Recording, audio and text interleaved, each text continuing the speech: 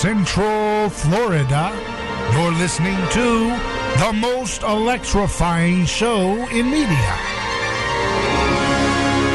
A Neighbor's Choice.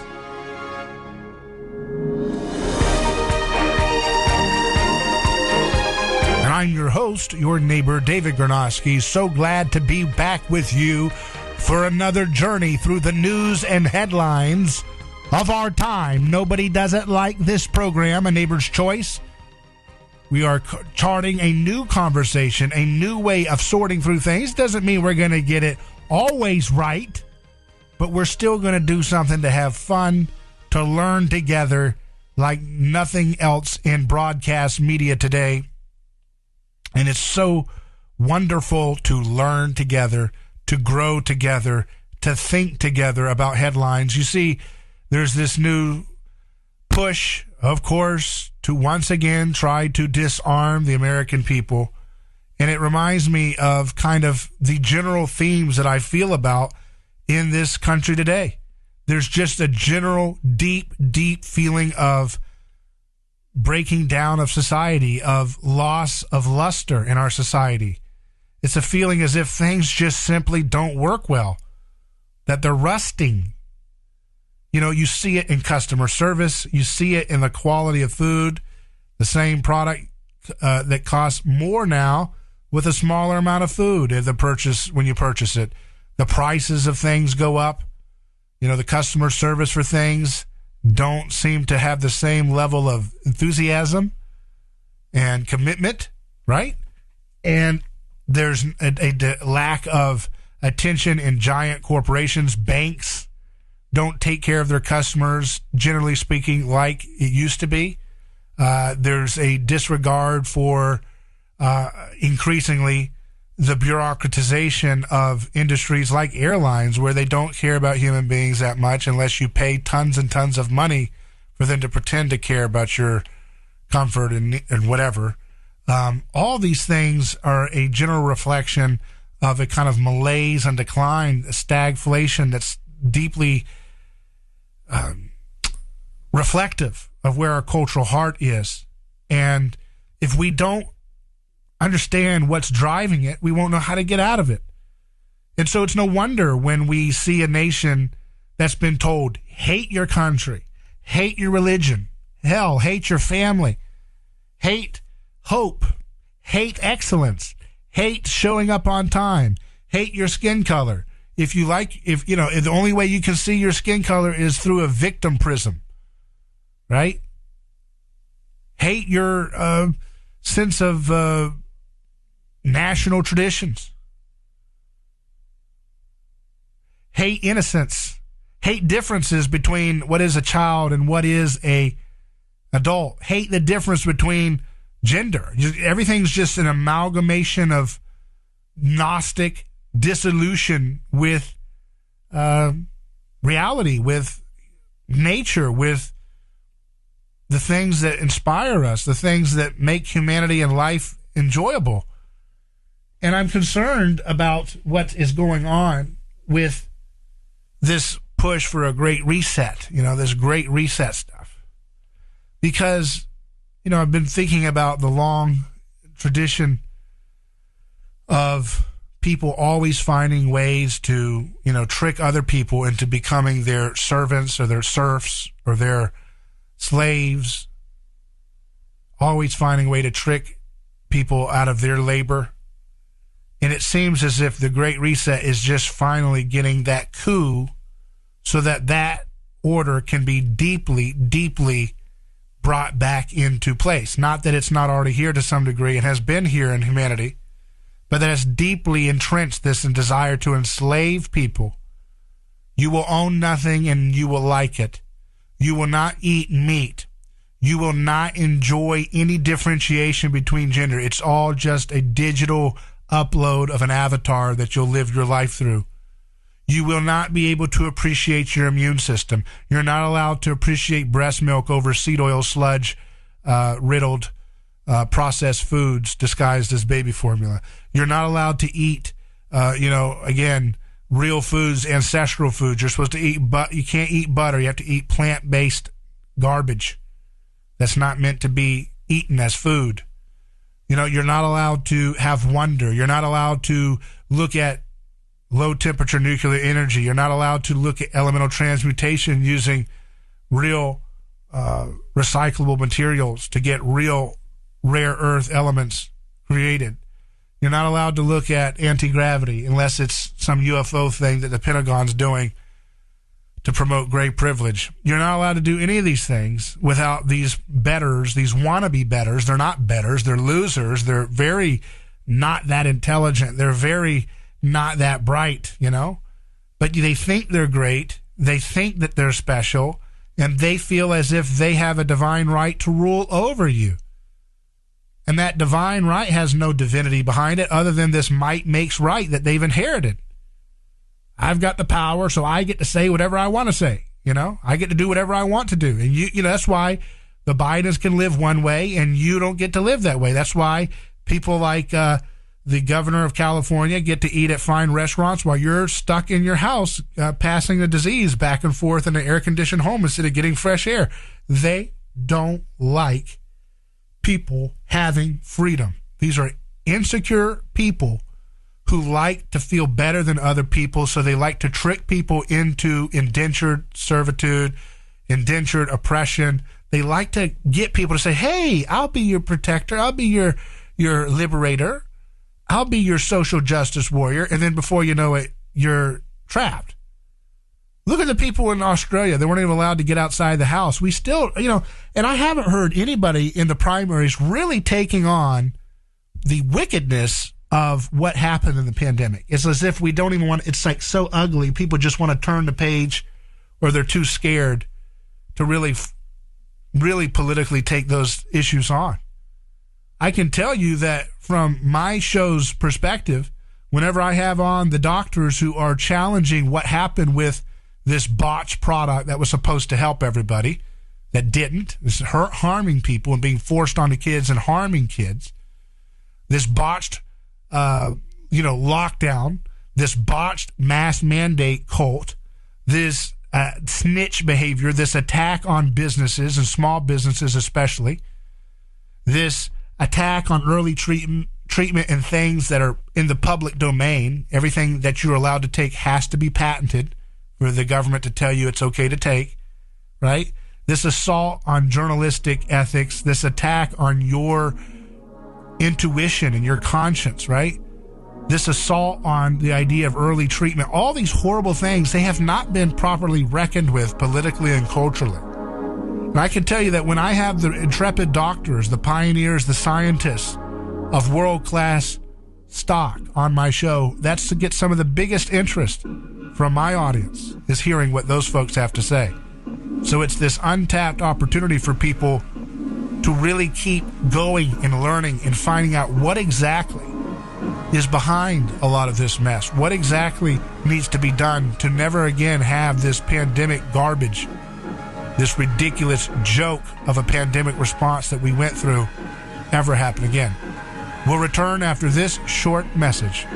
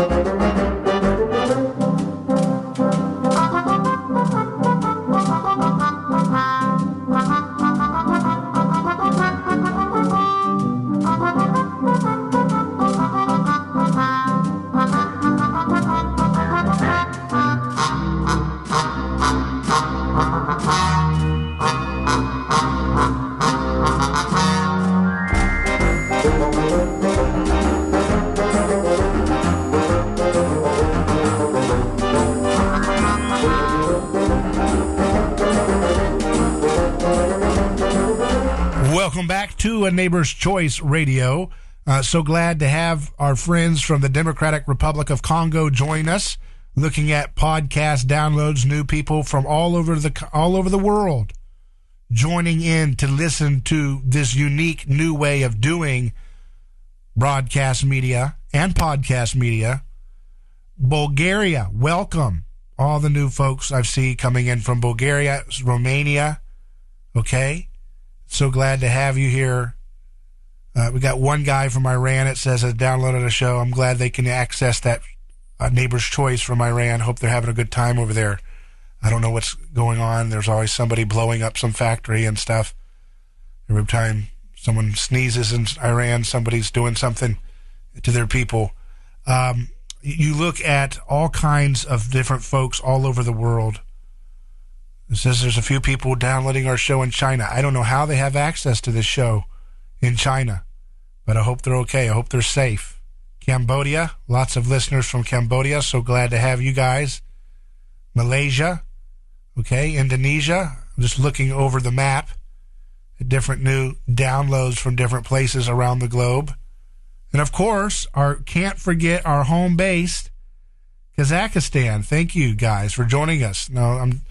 Man, we've got a large contingent of folks in Madagascar. I always loved Madagascar. I was fascinated with the unique life of animals and different things living in Madagascar. But of course, our home base is the Sunshine State, where we are the new capital of liberty for America. And we're so glad to be with our friends here in the Tampa Bay area and across Central Florida. If you're wanting to be a part of the show, you can by calling in at 727-587-1040. That's 727-587-1040. So everybody's talking about all these ridiculous proposals. Biden wants to do this.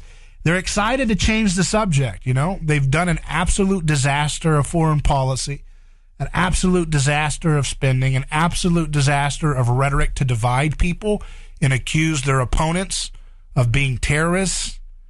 They've done an absolute disaster of dehumanizing people who are in poverty, who don't like the oppressive, disgusting, soulless policies of this administration.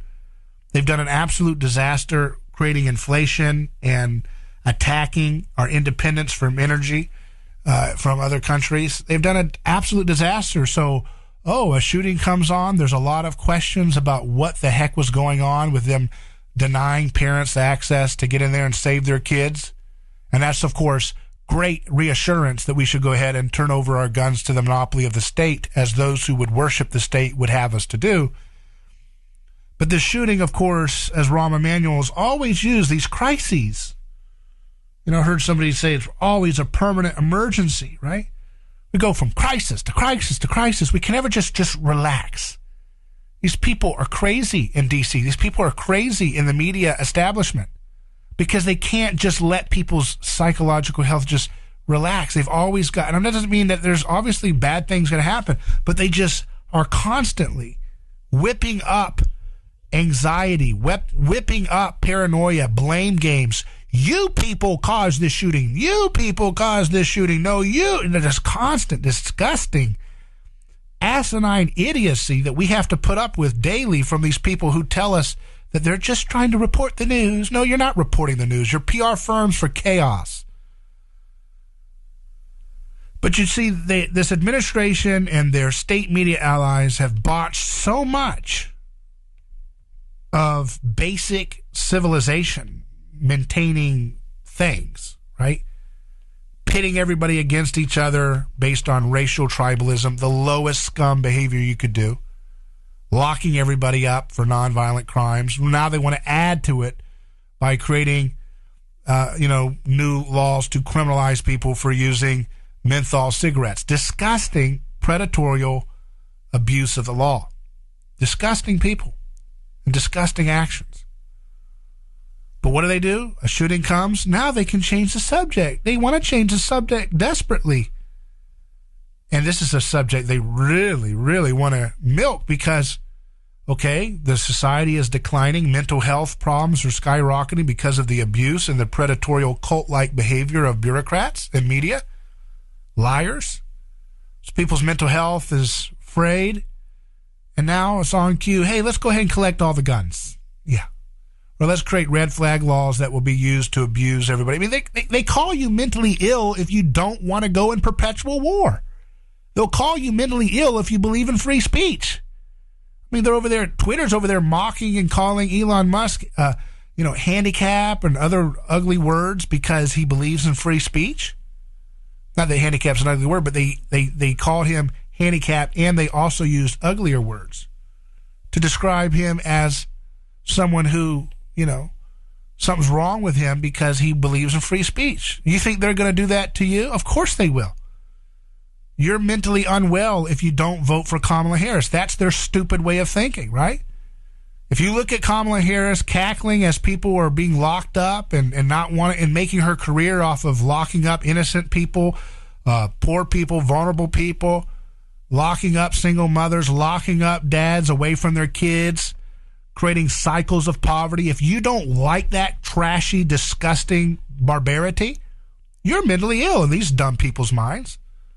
So why would we want to let these crazy people define reality for us and then tell people, oh, you're on our red flag thing, we're going to disarm you, right? Meanwhile, look what they did all over with their Summer of Love protests. They went to war with cities all over this country. And their their activists and their billionaire nonprofit apparatuses were going around stoking this and getting everybody out of bail. We'll bail you out. Go ahead and tear up the whole city. Tear up the whole city. For what? I mean, you'd think if they really had that much genuine anger about injustices, Biden would have passed some real serious criminal justice reform. He hasn't done anything. So we know that they didn't really care about fixing injustices with all that tirade. They wanted to intimidate people for questioning their, authoritarian, myopic worldview. They wanted to bully people. These are bullies, and they're power drunk, and they're angry that you don't want to worship them 24/7. Egomaniac narcissists. Right? And they just can't stand the thought that you don't want to buy into their faith. They're constantly proselytizing you about transhumanism and, ascending humanity and, this kind of pluralistic gobbledygook, stupid religion that the Davos losers, these trust fund baby losers in the Davos crowd have. They're constantly trying to sell you on going along with this globalistic, messianic superstate of bureaucrats micromanaging your life for you. And they get so offended when you're like, I don't buy your religion. Please leave me alone. Please leave our family alone. Please leave our neighborhoods alone. Get the heck out of our lives. Go take care of yourself. They can't stand that. Hell hath not seen like a globalist nutcase scorned, right? They can't stand being spurned. They can't stand being rejected. They want you to constantly submit your mind and your mouth to their speech codes, which are constantly being updated. Right? They want you to constantly just follow them and try to keep up with their trendy little gimmicks, which is all about keeping social status. Everything about politics is all about, in some sense, status. It's all about keeping this status game afloat. It's all about saying, hey, I want to show you that I'm better than you. I made a video years ago before Trump was elected saying the left's dirty little secret was they didn't like Trump because they hate Walmart people. They hate what people look like when they go to Walmart. And they wanted to make sure that they let you know that they are better and smarter and trendier and cooler and more powerful than people who shop at Walmart. And they looked at the brand that Trump was cultivating, where he was trying to respect people who were in heartland America. I shop at Walmart when I need to. I don't like Walmart. I prefer to shop at the local stores, which we do. But the best thing to do is to do what you can to take care of your family. And that is something that is anathema to people who are totally concerned with social status at all times. Right? They're so obsessed with keeping up with the Joneses. They're so obsessed with copying and parroting the latest trendy way of looking and talking and inflecting your voice with upspeak, everything sounds like a question mark. That kind of talk is what people are told is what it means to be cool and accepted. And so many people are so desperate to be accepted that they will bend over backwards and make an absolute fool of their life chasing the folly of crowd acceptance. Yeah, it's called infantilization of adults, right? So desperate for peer acceptance that they'll make an absolute fool of themselves. That's what we see now with this trendy gimmick of trying to teach that it's appropriate to introduce gender reassignment surgery to little children. It's disgusting, stupid, idiotic stuff. We've done everything edgy. Where's the frontier for edgy? Let's go do this. But this is literally psychopathic behavior. This is nutcase behavior, right? But in a world in which there's no boundaries and there's no circuit breakers, there's no discipline to the mind, what happens? People lose their minds and they're trying to push gender surgeries on children. It's ridiculous, right? This is the reality of what we're facing when we deal with people who are religiously motivated, proselytizing this deep and abiding faith in this messianic state. We'll take a break and return. I'm David Gornoski. Stay tuned.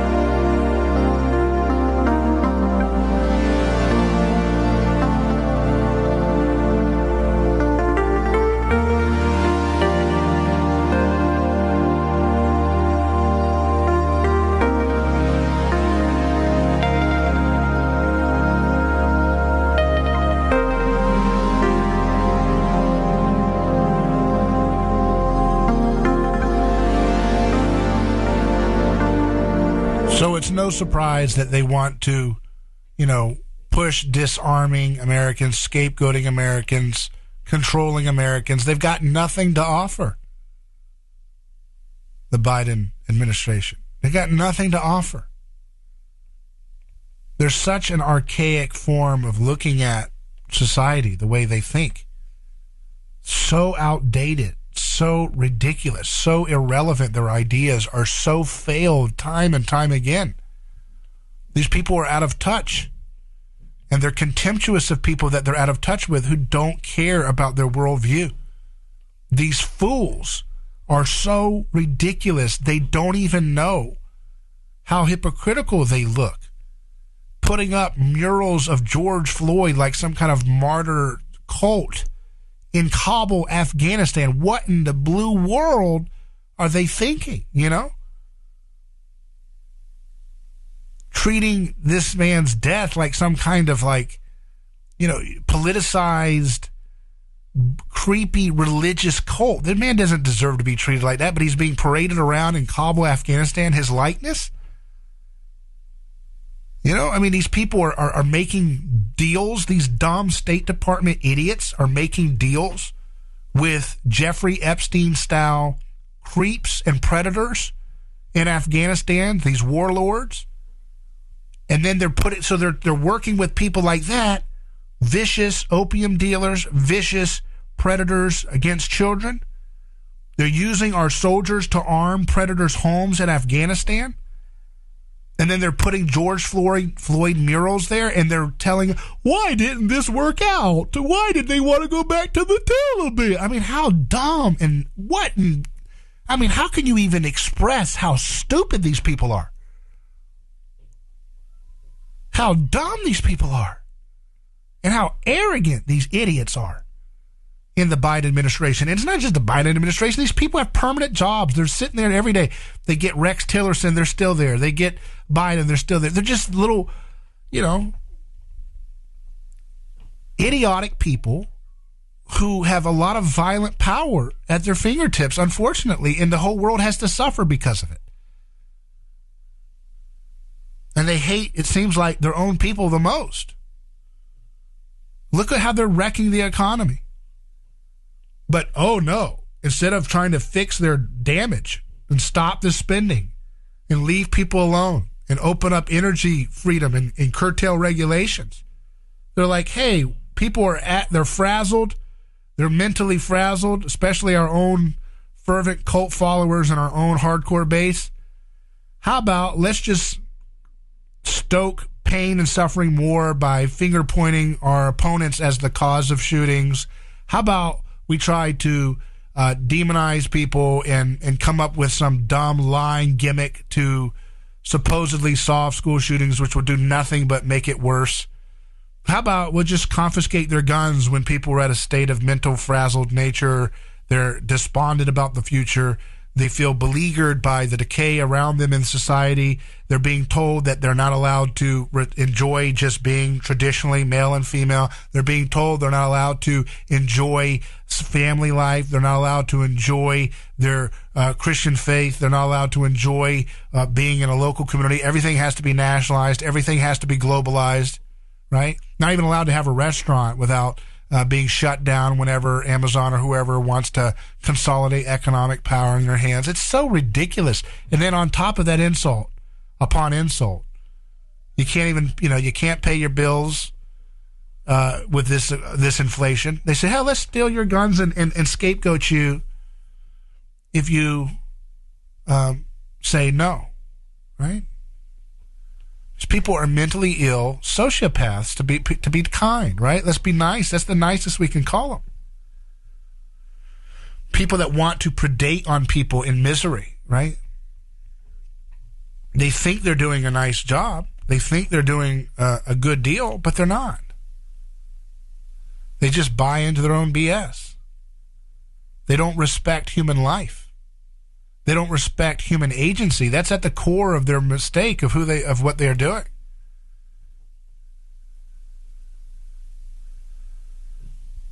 It's something that continues to be the fruit of their worldview, that they don't respect free agency.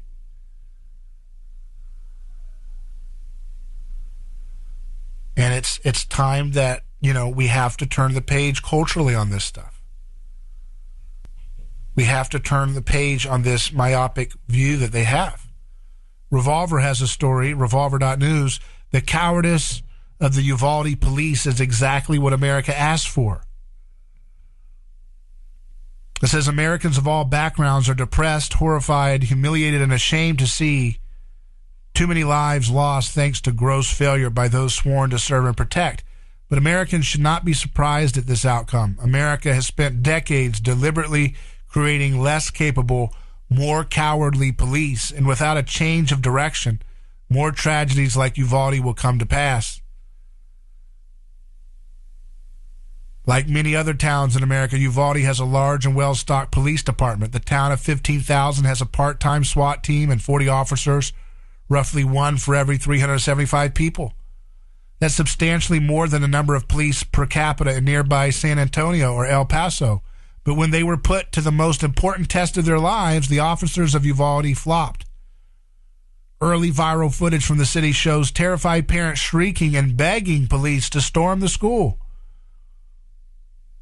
Initially, police claimed that a brave resource officer at Robb Elementary had confronted shooter Salvador Ramos, but it turned out the officer had mistakenly confronted an unarmed teacher instead. Police also blamed a teacher who left a door propped open for allowing Ramos into the building, but that turned out to be untrue as well. Eventually, it came out that 19 officers had assembled outside the classroom Ramos barricaded himself in, but it took an extra 40 minutes before the gunman was killed. And in the end, it wasn't an officer, but rather an off-duty Border Patrol agent who was getting a haircut when the shooting began, who swooped in to kill Ramos and end the massacre. And remember, you're supposed to hate Border Patrol agents according to this ruling, bureaucracy that hates boundaries. And according to the most recent revelations, that agent and others from the Border Patrol acted independently out of frustration with the ineptitude and stalling of local police. Then on late Monday, close to a week after the shooting, ABC News reported that Uvalde police have ceased cooperation with the Texas Department of Public Safety in investigation of the shooting, essentially an admission that the department fears its officers' failures may be criminal in nature or might expose them to a gargantuan civil lawsuit. In remarkably frank admission, police said they did not take out Ramos more quickly because, well, they could have been shot.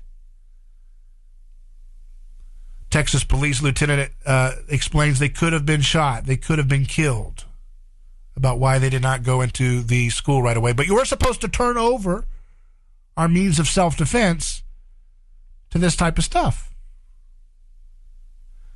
Believe it or not, the full statement is worse than the headline. On Blitzer's show, this officer, this Texas Police Lieutenant says they're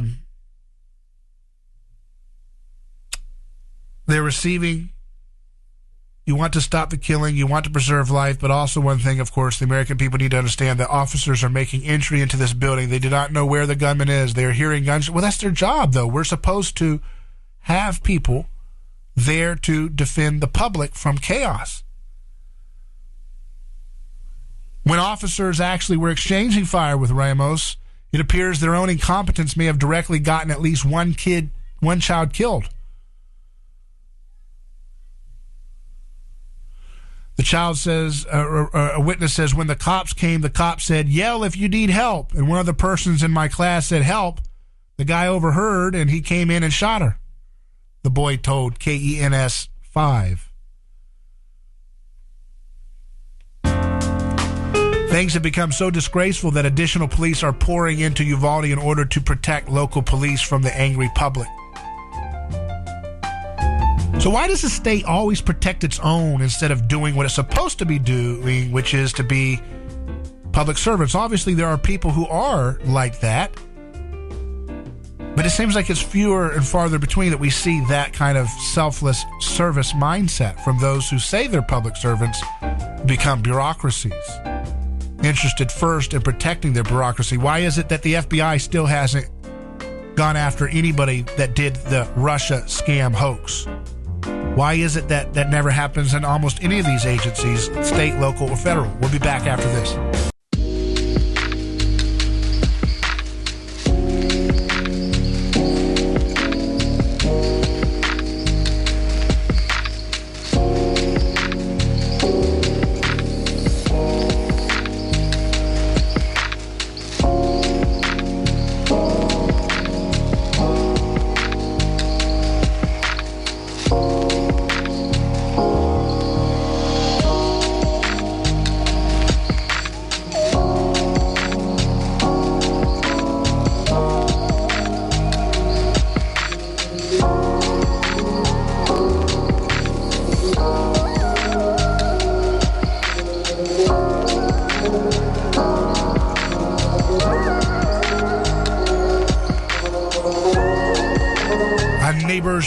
Returns. I'm your host, David Gornoski. You can email me hello@aneighborschoice.com. That's hello@aneighborschoice.com. You can also call in at 727-587-1040 if you'd like to weigh in with your thoughts on the stories we're covering today. So when you see this story in Revolver, it gives you an insight about what's going on with these botched responses to shootings. Terrible shootings. If one thing a society should be able to get right is protecting children and the vulnerable. Right? That's the basic, standard thing about what people expect from a basic competent government is stop, violence. But yet America had all this information that the 9/11 attacks were happening. They couldn't stop that, apparently, and Then there's a school shooting after school shooting after mass shooting. And almost every time they knew about the guy, had plenty of time, and they just can't ever stop anything. Why is that? Well, something we need to think about.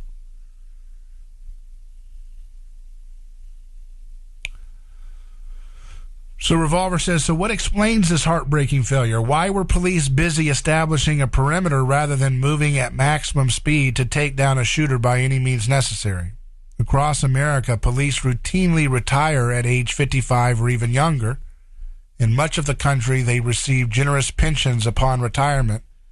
In nearby Austin, a policeman who retires after 30 years of service will receive 75% of their base salary every year until death. The reason policemen are pushed out of work at an early age, and the reason they were rewarded such generous pensions far above the typical Social Security benefit, is because we trust them to risk their lives protecting others. Yet America has largely abandoned that expectation. America is a country where stigma and social shaming do nearly as much work as the law itself. A recently viral video shows subway passengers sitting quietly while a deranged man harasses a helpless, terrified woman. Why did people do nothing? It wasn't just fear of being hurt or of being arrested. Most people hesitate because they fear the possible ramifications of being caught on camera with a confrontation with a black male. We've already seen how that ends. Last year, Army Sergeant Jonathan Pentland was convicted of third-degree assault. My goodness. He was caught on camera, and it was weaponized to destroy him. I guess he had a confrontation with someone who was handicapped. Social stigma is powerful and often harmful, but it is useful too. And in Uvalde, it was a lack of social stigma that may have cost numerous lives. Strong, healthy societies have stigmatized this type of cowardice, fairly and sometimes unfairly, for centuries. But it says, in Britain during the Great War, thousands of men signed up to serve in the trenches out of fear that a woman back home might hand them a white feather and reveal their cowardice to the world.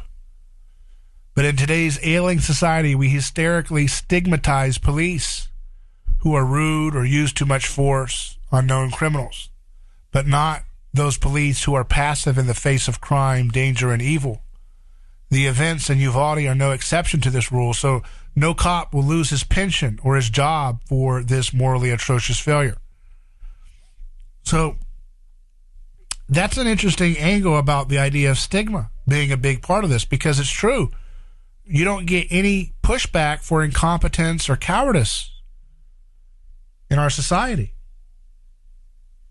You don't get any pushback on this stuff. You don't get any, consequences for your actions.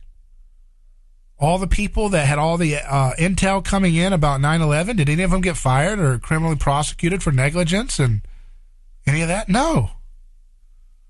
Right? You still don't even know to the extent in which Saudi Arabia or others were involved with this event. No. How about all the people who are always botching? Oh, we knew about this crazed shooter, but we did nothing. Why? Why is that over and over and over again? There's no consequences for any of this stuff.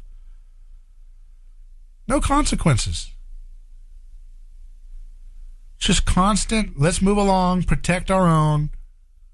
Again, look at what they did in Afghanistan. Did anybody get any consequences for that? No. How about the opioid thing where they unleashed this thing that is still killing people with fentanyl now, where the FDA said, take fentanyl or take oxycodone, it's fine, it's safe, it'll take care of you.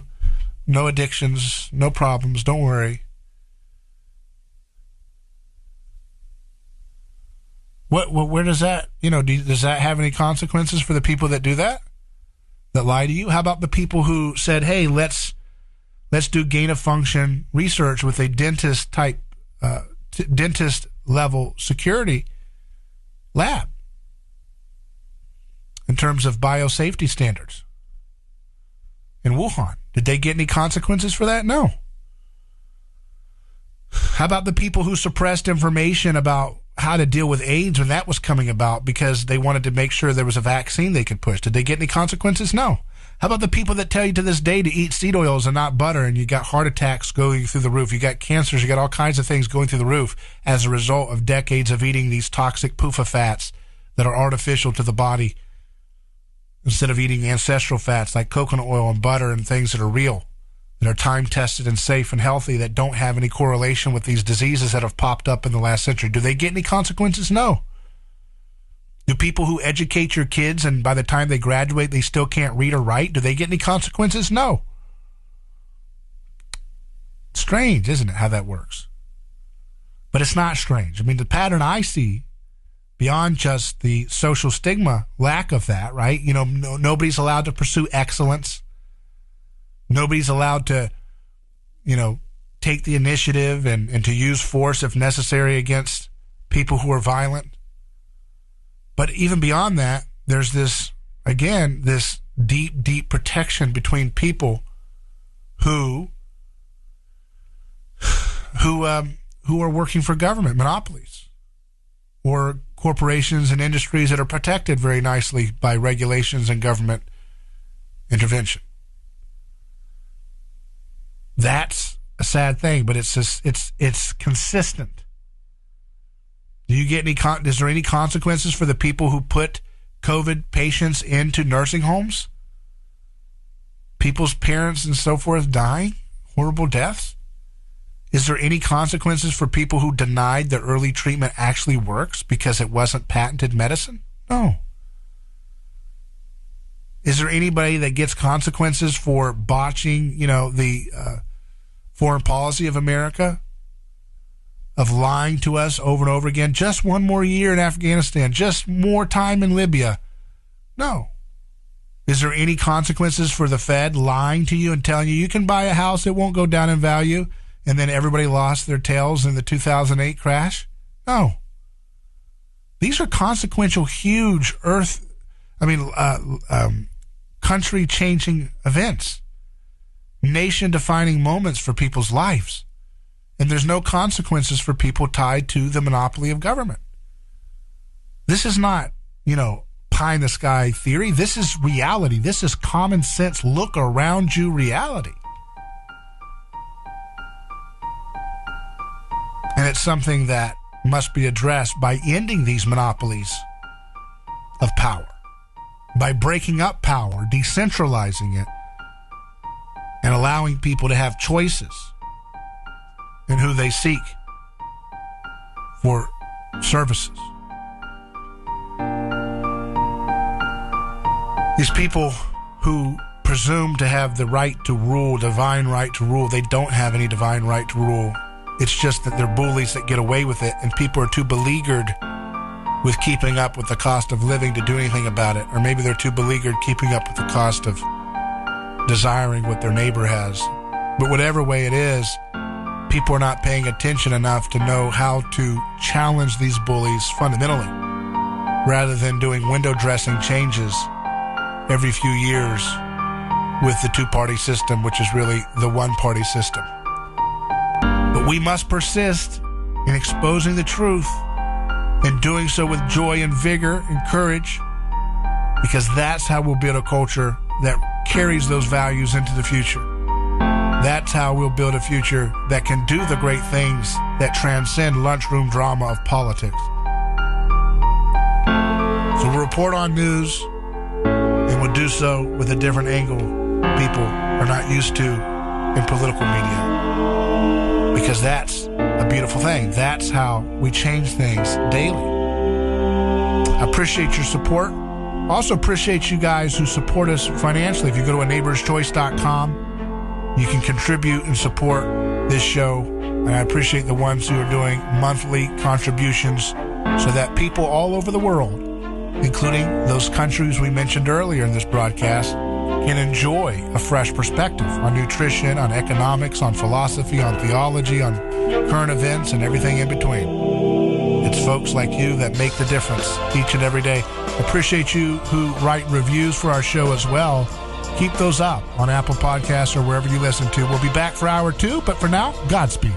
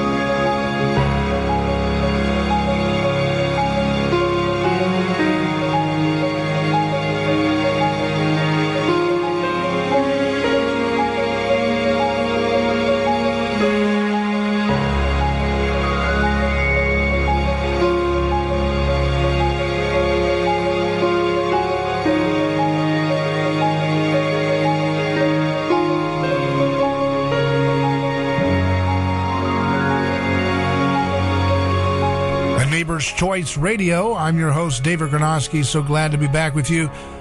Looking at this quote from Colonel Douglas McGregor, he was on Tucker Carlson. He says, at this point, they want to find a way to keep this war going as long as possible.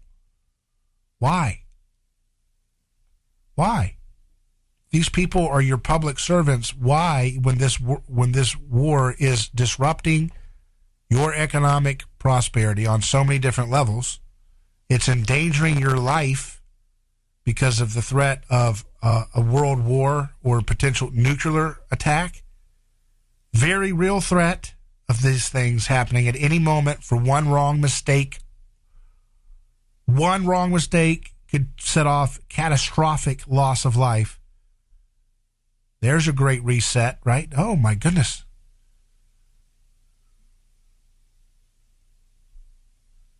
And yet your public servants, as Colonel McGregor suggests, want this war to go on as long as possible. They don't want to bring peace. They want to bring a sword. They live by the sword and they die by the sword in D.C. That's their way of thinking. It's not give me liberty or give me death. It's give me violence or give me death. They don't want anything but coercion to keep going because that's what pays the bills, apparently. Stoking conflict abroad is what pays the bills.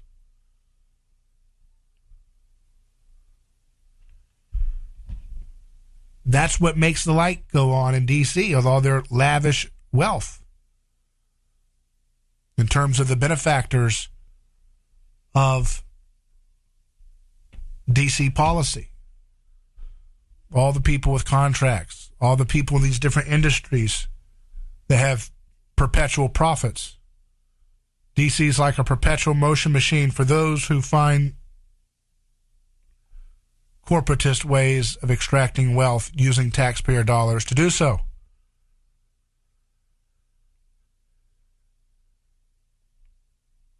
And it's something that won't change until we as a society repent of our kind of worshipful attitude of government.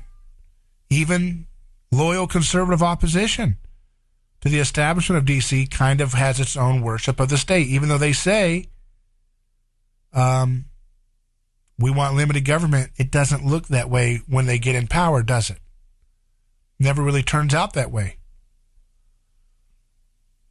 So until we get, as a society, completely sick and tired of the same old, that we are willing to do what's necessary to build a more peaceful, nonviolent, decentralized system of power with choice and opportunity abounding, with protection for traditional boundaries like a nation. It's okay to have a nation.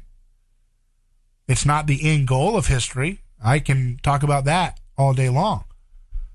But this idea that nations are meant to be just endless welfare opportunities for any billions of people that want to show up is not at all a sustainable or moral thought.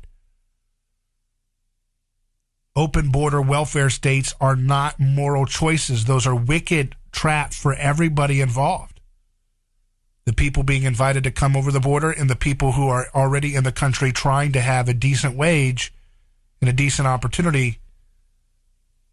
There's nothing good about that, to just have endless borders. Doesn't mean you can't have people come in, but you can't have a lawless, anarchist type situation when there is an open welfare-based system that's actively, predatorily extracting the wealth of the poor and the middle-class worker for the elite who live around the world or in gated communities here in D.C., in Virginia, in that area, or New York, or California. These states like California, you see them declining so viciously, so rapidly. Here's a story. Elon Musk in justthenews.com says Elon Musk offers rare political endorsement, L.A. mayoral candidate, businessman Rick Caruso.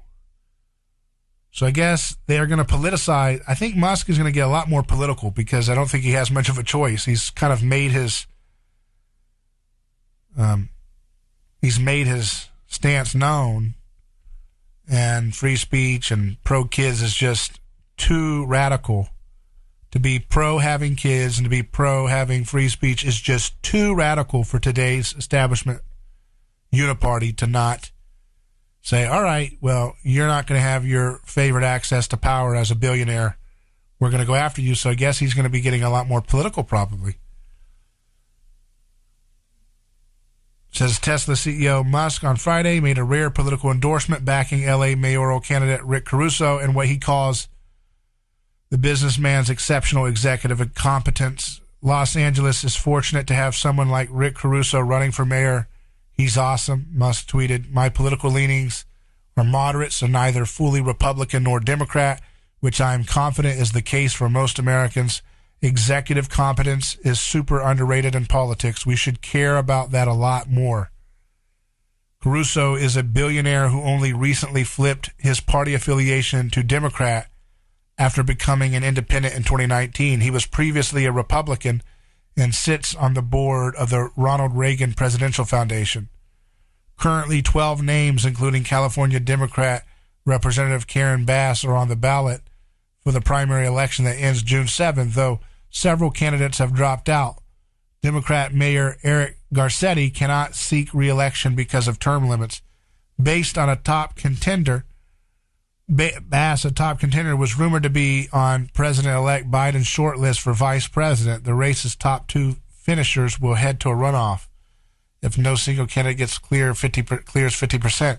So this Caruso's making waves because he's focused on, it says, the violent crime escalation in the city, and he's focused on, cleaning up the city and making it actually work, which is such a novel concept. Says he will prioritize making LA more livable and have cleaner streets, better parks, lower crime. You're going to be able to go for a walk and not worry about it, he said. So people are going to be trying new things, trying outsiders from the political process more and more desperately and more rapidly as things continue to decline, especially in these major metropolitan areas. We'll see how that shakes out. More news ahead after these short messages on A Neighbor's Choice Radio.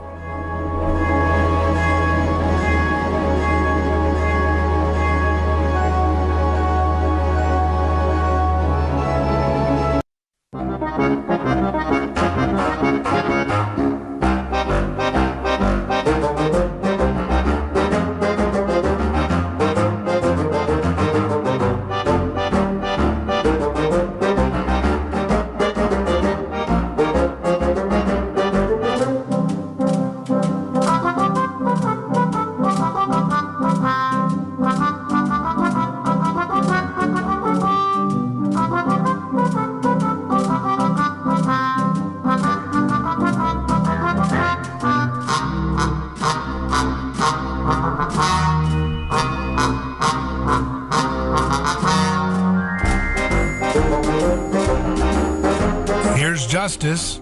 Trump trade advisor Navarro indicted for contempt after denying January 6 panel subpoena. This is in justthenews.com. Navarro refused to comply with the subpoena issued by the Select Committee investigating January 6. So there's another one they've got indicted from the Trump administration.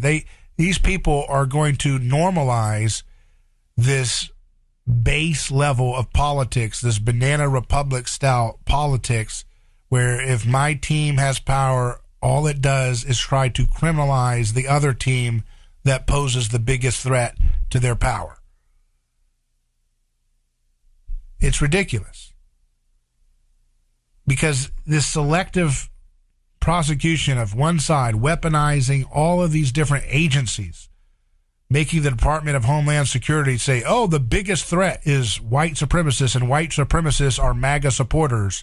So 74 million or whatever people who voted for Trump are suspect.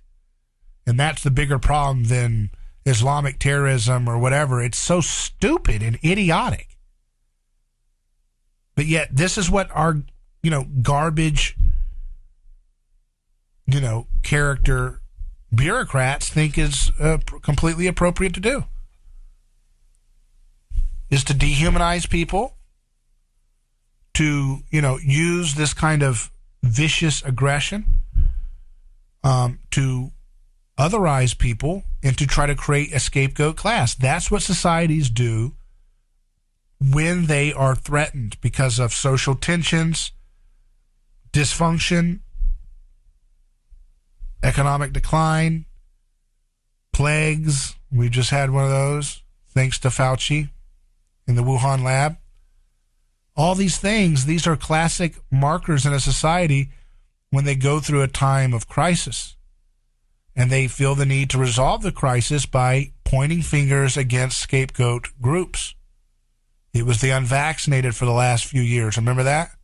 It was the unmasked, the unvaccinated, the horse dewormers, anything dehumanizing they can throw at people to make them feel like you are the bad luck causing the gods of scientism to strike us down certain people with diseases. It's primitive, superstitious, magic thinking. But that kind of mindset is what leads to scapegoating. People become in a crisis mode. So, it's not, Islamic terrorism that's going to be the scapegoat. Now it's got to be people who voted for Trump or people who agree with liberty or the... They've been doing this for a long time. Remember back in 2011 and 12 and things like that, they had those different government documents coming out saying, if someone has a Constitution bumper sticker or something, that means they're an extremist. What the heck? So if you believe in the government that we have, you're an extremist. This is how far away we've gone from the rule of law, where lawless anarchists get to demonize people who actually, are like, hey, I want to go along with what this, republic constitutional system is. Those people are completely demonized. They've been demonized for a long time.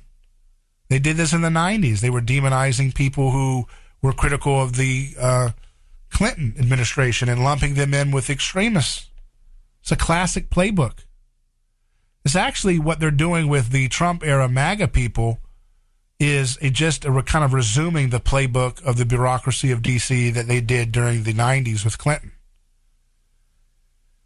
They did that with the 90s with Clinton. Bush got in there. They flipped it to let's demonize Muslim communities and Sikhs because they had the different clothing and attire and stuff. And so people who didn't know any difference were just ignorantly lumping them in with all these paranoid scapegoating accusations and suspicions whipped up with glee by the Bush administration. And now that faded out, and now they've switched back to basically picking up the 90s script of if you believe in the Constitution, if you believe in the Second Amendment, if you believe in having families, if you believe that, kindergartners don't need to have gender reassignment surgery as an option for them. If you believe in those things, you're an extremist, a bigot, someone who needs to be watched with suspicion. Only people who would talk that way are people who are mentally ill or crazy themselves or sociopathic, To call someone an extremist because they don't want kids to have gender reassignment at kindergarten, you're a nutcase, okay? Let's just call it what it is. You are a nutcase. You've lost your ever-loving mind, or you're a sociopathic liar, and you're using this stuff cynically to consolidate power. But to actually believe that little kindergartners should be thinking about these things and stuff, and if you are against that, you're the problem, you're the extremist, this is ridiculous.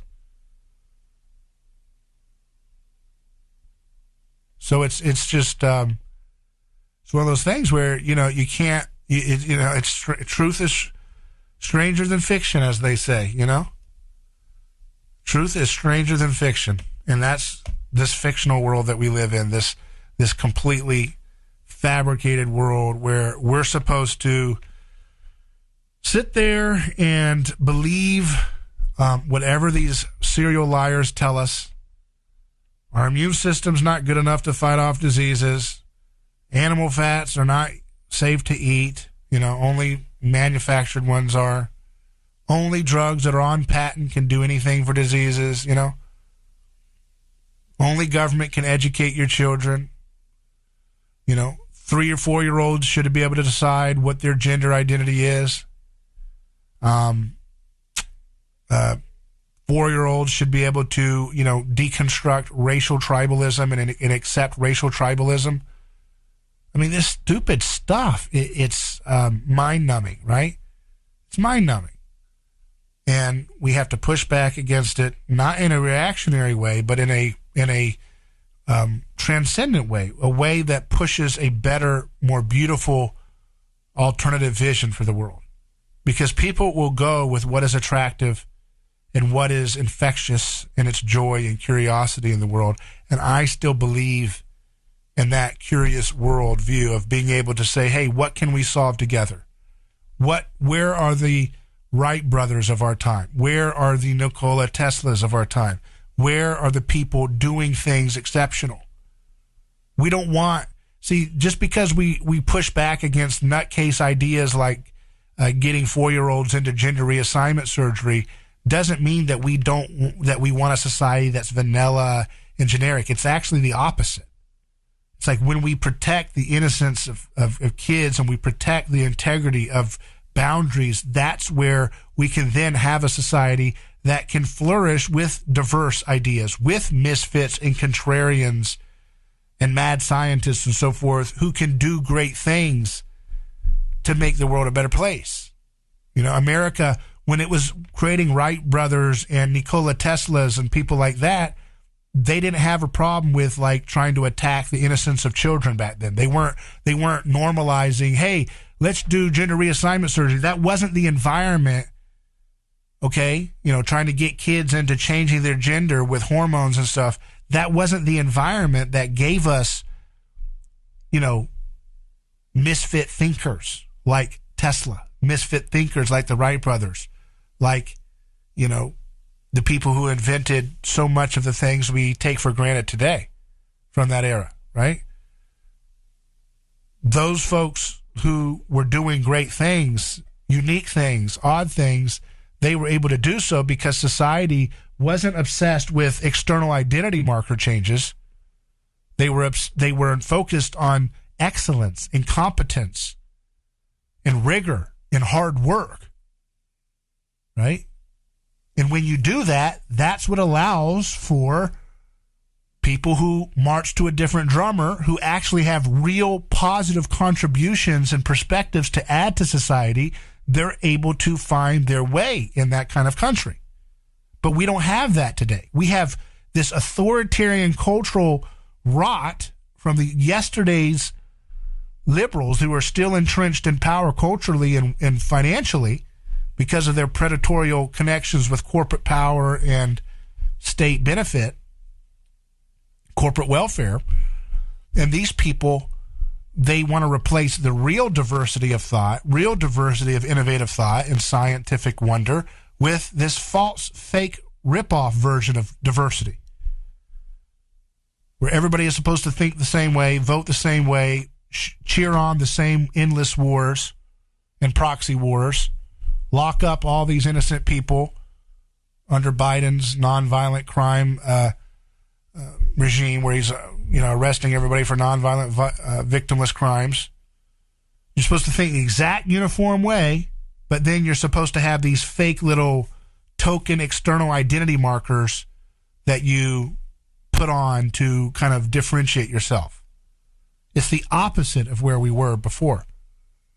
Not that the era 100 years ago was, perfect. Nobody with a brain would say that. That's very stupid binary thinking that anybody would even suggest I'm saying that. But the point is, it was a different atmosphere in which differentiation and healthy boundaries of identity were respected. And from that foundation, real differences, real ingenuity, real contrarians and dreamers were able to flourish. But when you choke that out societally, you don't get that. You get decline and malaise and decay. When we return, we'll hear from Tucker Goodrich and explore the pioneering work he's done in seed oils and their impact on our health. Back after this.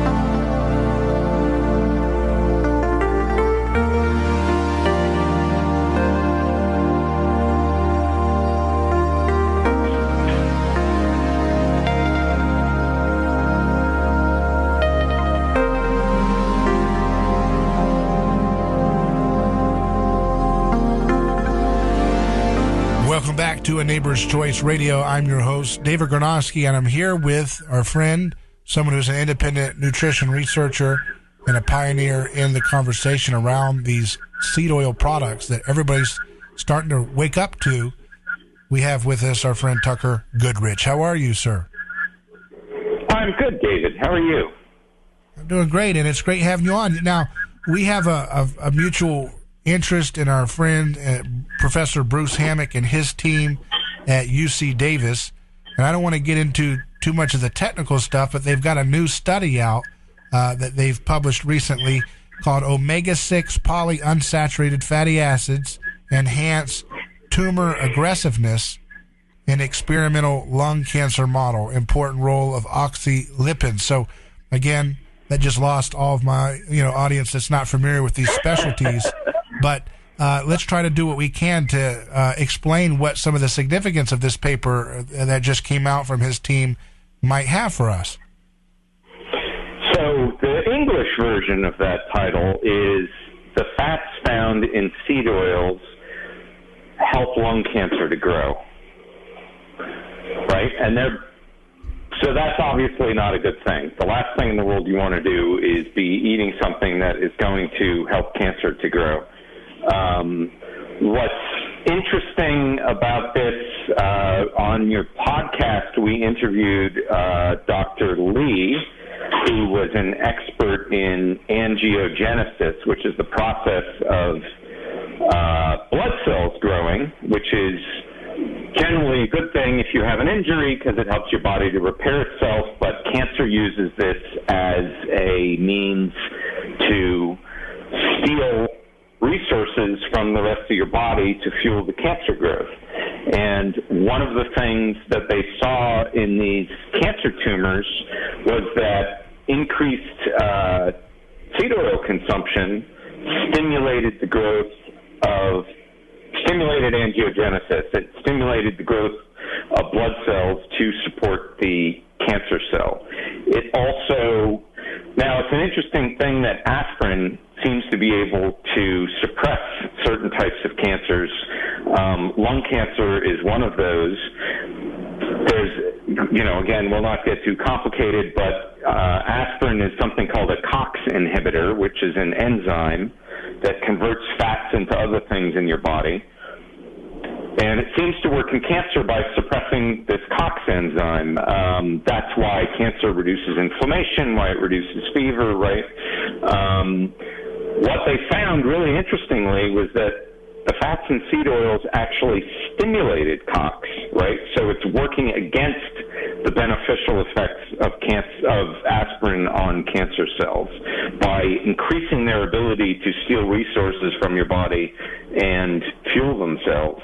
And they also found that it stimulated some genes in the cancer cells that made the cancer more aggressive and more likely to be able to spread through your body. Now, this was seed oil. These are seed oil products that they're saying do this, or what? What are they specifically saying in this paper? Well, what they did 3 tests. They, as normal in these. First off, let's point out that this is in mice. They gave the mice a normal Purina Chow diet. Then they gave them a diet with a balanced ratio of omega-3 to omega-6 fats. They used a 1-to-1 ratio. And then they gave them the third diet, which was the high omega-6 diet, which mimics what we in the United States are consuming. So a normal ratio of omega-6 to omega-3 would be 1-to-1. And in the United States, we consume up to a 16-to-1 ratio, right? So very different from what we've evolved to survive on.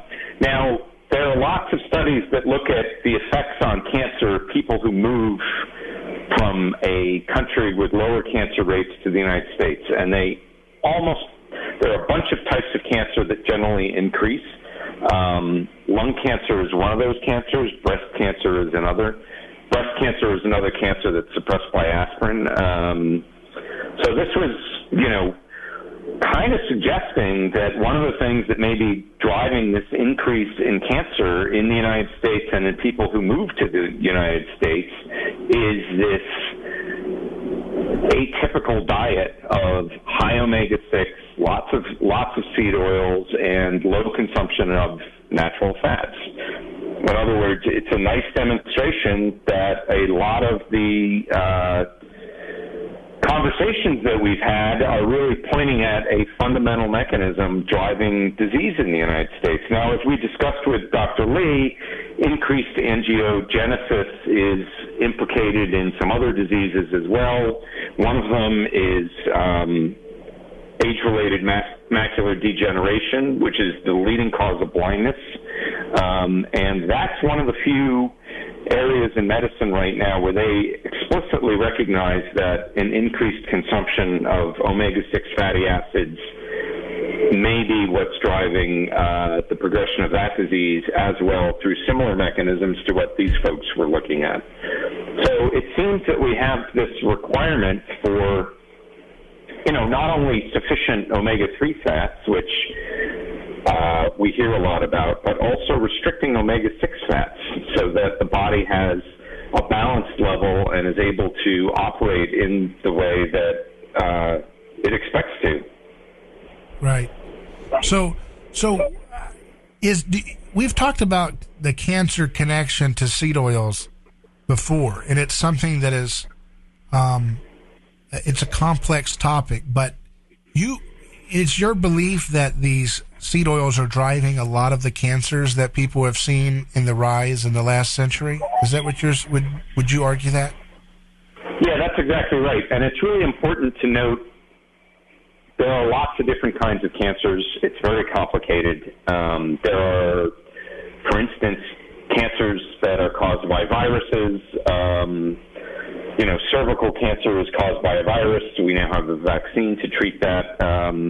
But there are a bunch of cancers that are known as the Western cancers, breast cancer, lung cancer, colon cancer, for instance, that typically increase in countries as they adopt a Western diet or as they move from countries that don't have a Western diet to countries that do. One of the best examples of this is the Japanese, who had a very different diet from Americans traditionally, but who would move to the United States or stay in Japan and adopt a American-style diet. And in either case, their cancer rates of these, what the Japanese refer to as Western cancers, would go up, and go up quite dramatically and quite quickly in the case of some cancers like colon cancer. I mean, Japanese who moved to Americans saw a rapid rise in colon cancer, and Japanese who stayed in Japan didn't have much luck because they were increasing their intake. One of the things that was happening is they were increasing their intake of seed oils at the same time, and they were about a generation behind in the increase in colon cancer for the Japanese who stayed in Japan. And so that's a really interesting case because that suggests that it's not genetic, obviously, right? Because both groups of Japanese went from low to high rates of colon cancer. And it also means that whatever it was in Japan traditionally that kept their colon cancer rates lower went away, or something was being introduced that was causing their colon cancer rates to go up in a manner similar to what was happening when they moved to the United States and started adopting an American diet. Right. And those Japanese and in both countries, the rate of increase in colon cancer was seen proportionate to how much of a Western diet they started consuming. And of course, as you and I have discussed many times, the greatest change in the Western diet, in the American diet, has been the rapid increase in the consumption of seed oils. So I wonder what these little, novice, self-styled nutritionists and so forth that are on social media trolling and attacking people like you, Tucker. What do they have to say when people like Bruce Hammock? I mean, these are the top impeccable credentialed academics, and they're not out there pushing seed oil crusades, kind of like the popularizers like you or me. but they're still providing the receipts that these things have serious health effects. You know, there's really they don't really have an answer to deal with real scholarship in this regard, do they? Let's get into this when we return live on A Neighbor's Choice with Tucker Goodrich, our guest, investigating this new paper out from UC Davis, our friends there who have been doing leading pioneer work on some of the deleterious effects of eating vegetable oils, what they're doing to our body. And this new paper suggests they have a role in intensifying lung cancer. This is not a good thing. We should not take this lightly. We should investigate this and see where the evidence goes. More on this when we return.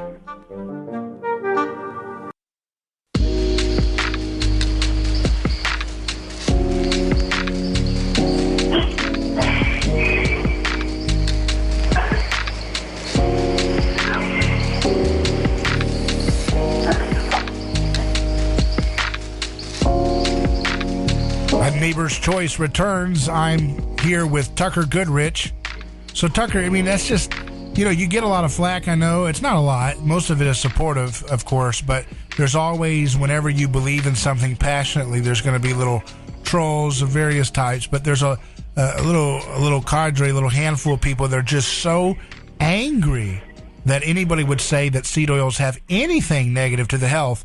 I mean, I don't want to go too far in looking at why they say that stuff, but people are going to see some of that misinformation when they investigate this topic of vegetable oils online.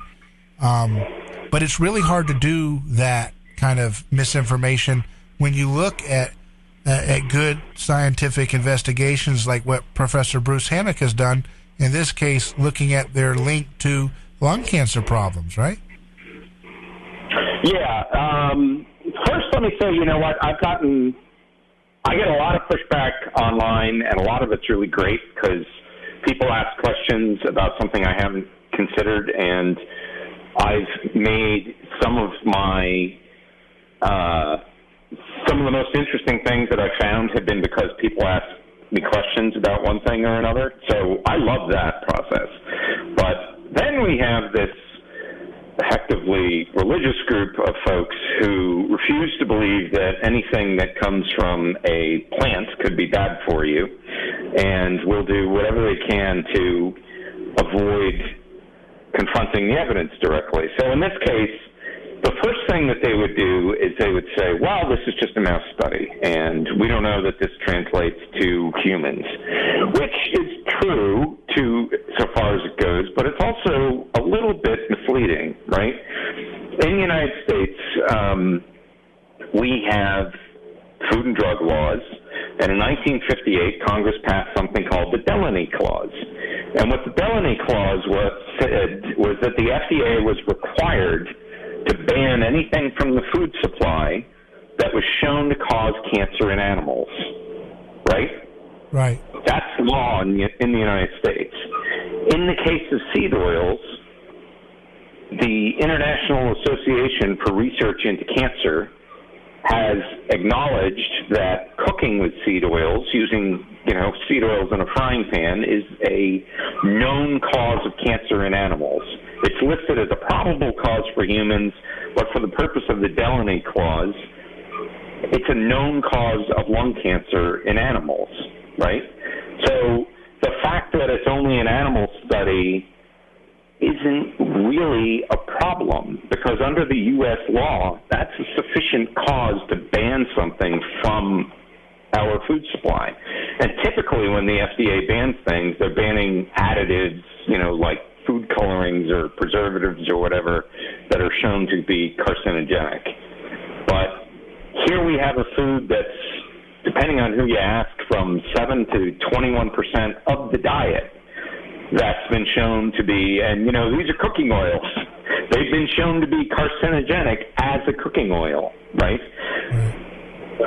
Lung cancer in women is growing around the world, and the type of lung cancer that's increasing, because women tend to smoke a lot less than men do, is the type of cancer that's caused by cooking with seed oils. So this is not a hypothetical problem, right? It's a real risk. I mean, a leading researcher in the United States just died of this type of lung cancer that's associated with cooking with seed oils. But why again? We passed over it. Okay, so you said the law in America says that you have to ban a food item if it is found to be carcinogenic in animals, right? Right. And then you said that there's animal studies showing that these seed oils cause carcinogenic for lung cancer in animals, right? According to the IARC, absolutely. Okay, so why is it not being carried out of the law to ban that product? Has anybody investigated this? Well, that's an interesting question. First off, there's a process for pushing the FDA to make actions like this. For instance, trans fats, which are fats that are made from seed oils, were only banned despite ample evidence of harm after one of the researchers filed a petition with the FDA, which they ignored, and then he filed a lawsuit because they had a requirement under the law to respond to his petition, and they didn't. And then the court ordered them to do it, and they responded to his petition by turning around and banning trans fats. So, we all know how the bureaucracy in the federal government works. It's not like they're going to go out of their way to, the FDA is not going to go out of their way to piss off the food industry. I hate to say it. And it's probably going to take somebody filing a petition like that and going through the research and saying, hey, this meets the Delany Clause. You're obligated under the law to block this, to ban this. What do you mean? What do you mean going through a petition process? What does that mean? You talking about? Explain what you're saying there.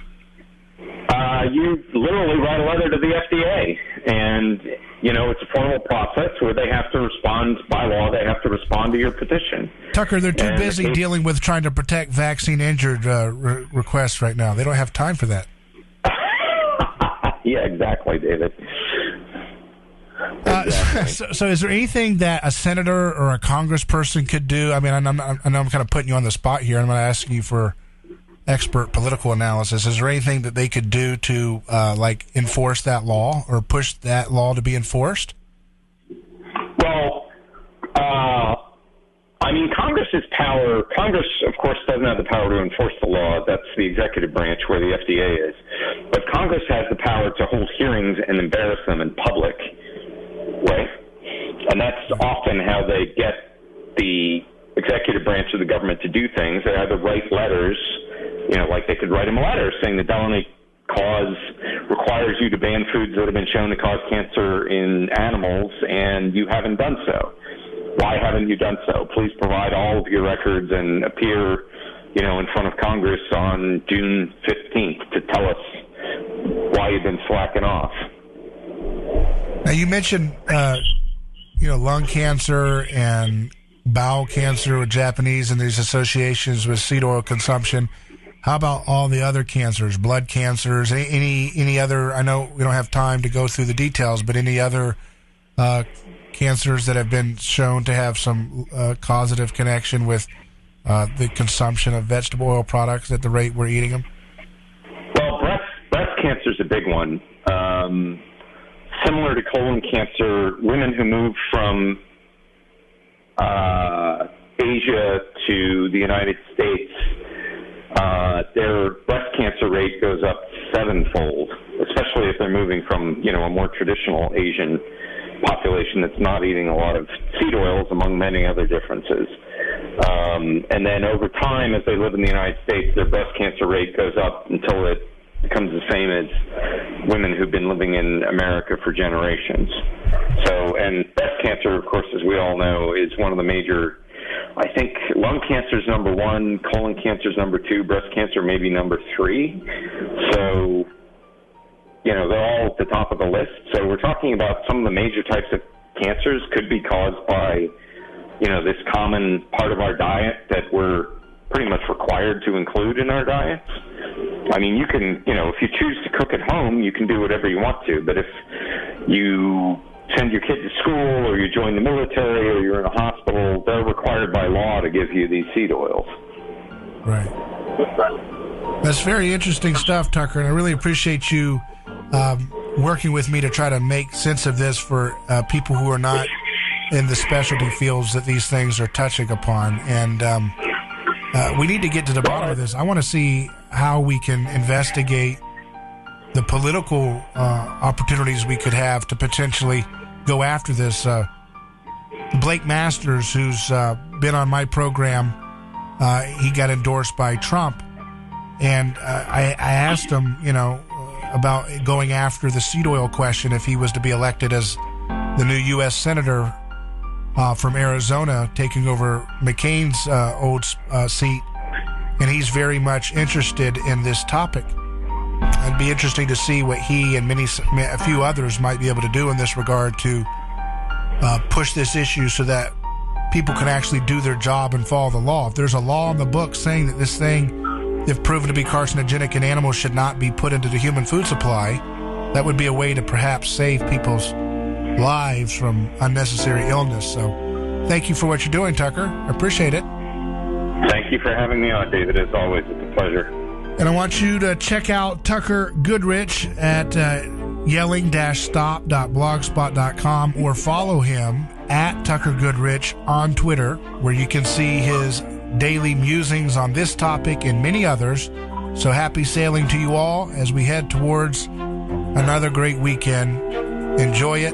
I'm David Gornoski. Godspeed.